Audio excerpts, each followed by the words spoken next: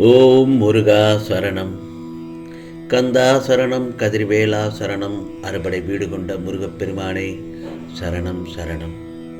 என் செல்ல பிள்ளையே, உனக்கானது உன்னிடத்தில் வந்து சேரப்போகிறது. உனக்கானது நிச்சயமாக உன்னிடத்தில் வந்து சேரப்போகிறது. இது பழனி முருகனின் உத்தரவு. இறைவனின் திருவிளையாடல் உனது வாழ்க்கையில் நடப்பதற்காகவும் நீ துன்பங்களை ஏற்க வேண்டிய நிலை உள்ளது. அதை மறந்துவிடாதே. அப்படியானால் என் கஷ்டம் தொடர்கதையாக இருக்கப் போகின்றதா என உனக்கு என்னிடத்தில் கேட்கத் தோன்றும். என் செல்ல பிள்ளையே, நிச்சயமாக இல்லவே இல்லை. எப்போது என்னை நீ உறுதியாக பற்றி கொள்ள ஆரம்பித்தாயோ முருகா முருகா என்று, அப்போதே நீ விடுதலையின் படியில் காலை வைத்து விட்டாய் என்பதை உறுதியாக நம்பு. இப்பொழுது நீ பிரச்சனைகள், தடங்கல்கள் என்னும் கடலில் கழுத்து வரை மூழ்கி இருக்கலாம். துக்கம் வேதனையுமாக படுகொலியில் ஆழமாக அமிழ்ந்து போயும் இருக்கலாம். அதை பற்றியெல்லாம் வருத்தமே படாதே. அமைதியாக இரு. நம்பிக்கையோடு இந்த முருகப்பெருமானின் நாமத்தை இடைவிடாது சொல்பவர்கள் எந்த ஒரு நிலையிலும் துன்பப்படுவதில்லை.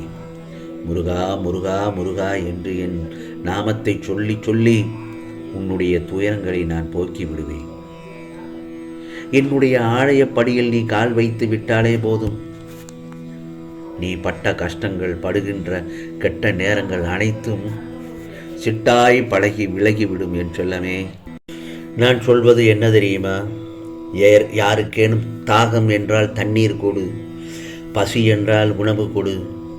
இதை செய்தால் உனக்கு 100 மடங்கு நன்மை செய்வேன் என்பதை மட்டும் மறந்துவிடாதே.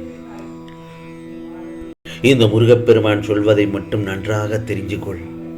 ஜெயிப்பது மட்டுமல்ல வாழ்க்கை, ஜெயிப்பது மட்டுமல்ல வாழ்க்கை, தோற்பதிலும் இருக்கின்ற மகிழ்ச்சியை அனுபவித்து வாழ கற்றுக்கொள். நடந்து கொண்டிருப்பதை நடத்தி வைப்பது உன்னுள்ளேயே இருக்கும் இந்த முருகப்பெருமான் என்று நீ கண்டுகொண்டால் நிச்சயம் ஒரு கணப்பொழுதில் என்னை பார்க்க முடியும், உணர முடியும். நிச்சயமாக நீ நடக்கும் பாதையில் முட்கள் இருந்தால் நானே வந்து அதை எடுத்து விடுவேன். என்னென்ன புரியலையா? உனக்கு பிடித்த கெட்ட நேரத்தை விளக்கப் போகிறேன் என்பதற்கானதான் அர்த்தம். அது புரிகிறதா? உனக்கான நல்ல நேரம் தொடங்கிவிட்டது.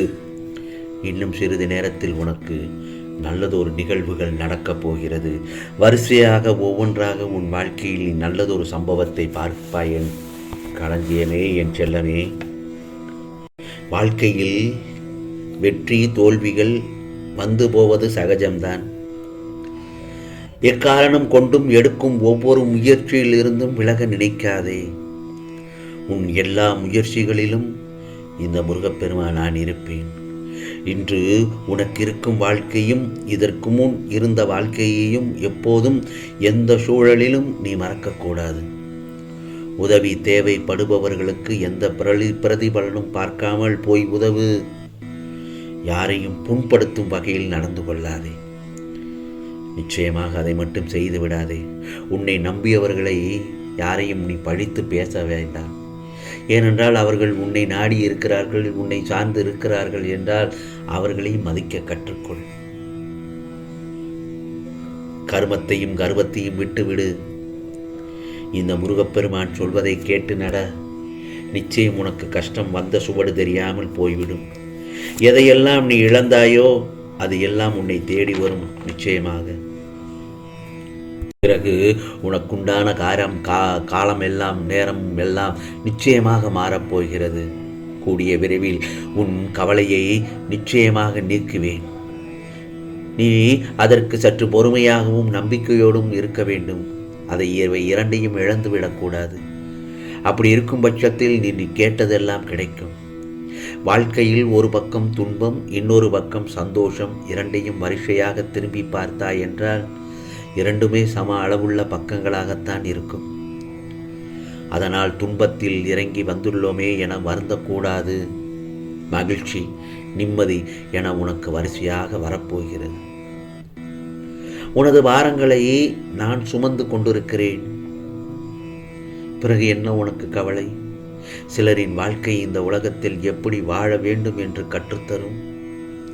ஒரு சிலரின் வாழ்க்கை இந்த உலகத்தில் எப்படி வாழக்கூடாது என்று கற்றுக் கொடுக்கிறது. கோபங்களை குறைத்தும் சந்தோஷங்களை அதிகரித்தும் காட்டும் முகங்களை தொலைக்காமல் நிரந்தரமாக தக்க வைத்துக்கொள். வாழ்வது எல்லாம் வாழ்க்கை அல்ல. அன்போடு பேசி, பண்போடு பழகி, நேர்மையுடன் நடந்து, உண்மையோடு உழைத்து வாழ்வதுதான் சந்தோஷமான வாழ்க்கை. நம் உழைப்பில் இருக்கும் கஷ்டத்தை பார்க்காமல் நாம் வேலை செய்தால் போதும். நிச்சயமாக அதில் நல்லதொரு வெற்றி கிடைக்கும். சந்தோஷம் தானாக வரும். பிறகு வாழ்க்கையில் ஆசைப்பட்ட அனைத்துமே யாருக்கும் கிடைத்ததில்லை. கிடைத்ததை வைத்து வாழ கற்றுக்கொள். அப்படி இருந்தால் வாழ்க்கை சுகமாகவும் சந்தோஷமாகவும் அமையும்.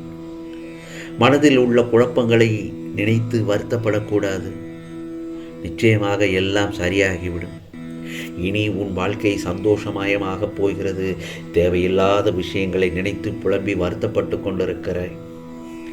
எதையுமே நீ பெரிதுபடுத்தக்கூடாது. ஏனென்றால் நீ செல்கின்ற பாதை சரியானதே. சென்று கொண்டே இரு. பயப்படாமல் செல். நீ மகிழ்ச்சியான வாழ்க்கை பெறுவாய் நிச்சயமாக. அப்படி இருக்கும் பட்சத்தில் உனக்கு உன் வாழ்வில் நல்லதொரு மாற்றங்கள் துவங்கும். வாழ்க்கையில் எந்த பிரச்சனை வந்தாலும் அதை தனியாக சமாளிக்க கற்றுக்கொள். புரிகிறதா? நிச்சயமாக நாளைய விடியலில் நீ முயற்சி செய்யும் வேலை வெற்றி பெறும். உனக்கான சந்தோஷம் கிடைக்கும். நம்பிக்கையோடு என்னை நினைத்து உன் வீட்டில் தீபம் ஏற்று. உன் வீடு முழுவதும் தீப ஒளியாய் இந்த முருகப்பெருமான் காட்சி தருவேன். நீ அழுதது போதும். நிச்சயமாக ஓர் உறவு உன்னையே சுற்றி சுற்றி வருகிறது என்றால் அது போவதற்கு வேறு வழி இல்லாமல் அல்ல, உன்னை இழக்க மனம் இல்லாமல் என்பதை புரிந்துகொள். நன்றாக பேசி பழகுபவன் எல்லாம் உனக்கு நல்லதையே செய்வான் என்று எதிர்பார்க்காதே. ஏனென்றால் தேனின் கொடுக்கில் மட்டுமல்ல, சுவையான தேன் சேகரிக்கும் தேனியின் கொடுக்கிலும் விஷம்தான் இருக்கிறது. ஒருமை ஒருபோதும் தோற்பதில்லை. பொறாமை ஒருபோதும் ஜெயிப்பதில்லை. உனக்கான நல்லதொரு விடியல் உணர்த்துவதே ஒன்றே ஒன்றுதான். உனக்கான இன்னொரு வாய்ப்பு இருக்கிறது. அதை சரிவர பயன்படுத்திக் கொள் என்று. நீ கூடிய விரைவில் இதுவரை இல்லாததையும் இழந்ததையும் திரும்ப பெறப்போகிறாய். இது முருகப்பெருமானின், பழனி முருகனின் அருள் வாக்கு. ஓம் சரவண பவ. ஓம் சரவண பவ. ஓம் சரவண பவ.